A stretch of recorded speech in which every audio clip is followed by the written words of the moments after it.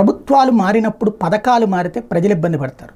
For example Congress టైంలో రాజీవ్ గృహకల్ప ఇళ్ళు కడితే ఇందిరమ్మ ఇళ్ళు, రాజీవ్ గృహకల్ప ఇళ్ళు, ఆ తర్వాత వచ్చినటువంటి రాజశేఖర రెడ్డి మరణం తర్వాత వచ్చినటువంటి కిరణ్ కుమార్ రెడ్డి, రోషయ్యలు కొంతమేర మాత్రమే వాటిని కంటిన్యూ చేయనిచ్చారు. పైన ఉన్న అధిష్టానం వాళ్ళు అడ్డుపెట్టి ఆపిచ్చారు. రాజశేఖర రెడ్డికి ఆ పేరు వెళ్తున్నాయి.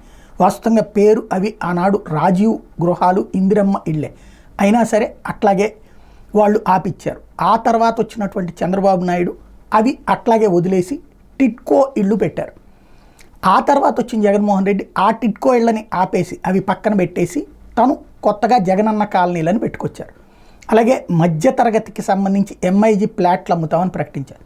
సరే, టిట్కో ఇళ్ళని చివరిలో మొత్తం మీదన ఒక 70,000 80,000 టోటల్గా 1,00,000 ఇళ్ళు అనుకుంటా పూర్తి చేసేటటువంటి ప్రక్రియ చేస్తే మిగతా ఇళ్ళకి సంబంధించినటువంటి అంశం మధ్యలో ఆగిపోయినాయి. అప్పుడు ఆగిపోయిన వాటిని ఇప్పుడు మళ్ళీ పూర్తి చేయాల్సిన బాధ్యత చంద్రబాబు గారు తీసుకుంటానని చెప్తున్నారు.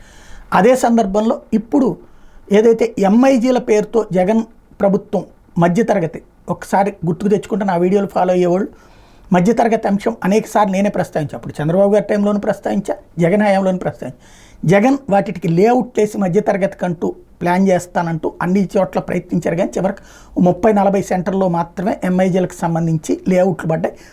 అక్కడ అడ్వాన్సులు కూడా చెల్లించారు జనం. తీరా చూస్తే అవి ఆగిపోతాయేమో, ఇప్పుడు ఆ డబ్బులు ఏమైపోతాయో అన్న భయం. ఎందుకంటే ఇదివరకు అమరావతి ప్రాంతంలో హ్యాపీనెస్ట్ అని చెప్పి చంద్రబాబు టైంలో ప్రారంభిస్తే దాన్ని జగన్ వచ్చాక ఆపేయడంతో డబ్బులు కట్టిన వాళ్ళు విలవిల్లాడిపోయారు, అల్లాడిపోయారు. ఎందుకంటే మధ్యతరగతి, ఎగువ మధ్యతరగతిలో డబ్బులు ఖర్చు పెట్టాక కూడా తమది తమకి రాకుండా ఉండటం అన్నటువంటిది ఎప్పుడైనా ఆవేదన భరితం. అలాంటి పరిస్థితి లేకుండా చంద్రబాబు ఒక బాధ్యతాయుతమైన పని చేశారు. మధ్యతరగతికి శుభవార్త చెప్తూ ఆ ఎంఐజీ ప్లాట్లు పూర్తి చేసి రిజిస్ట్రేషన్ చేయాలని, ఏదైనా కిస్తీల రూపంలో కట్టేటట్టయితే అట్లా కూడా కట్టించుకోవాలని ఆదేశించారన్నటువంటిది తాజా వార్త. ఇది చాలా మంచి నిర్ణయం, వైజ్ డెసిషన్ అంటారు.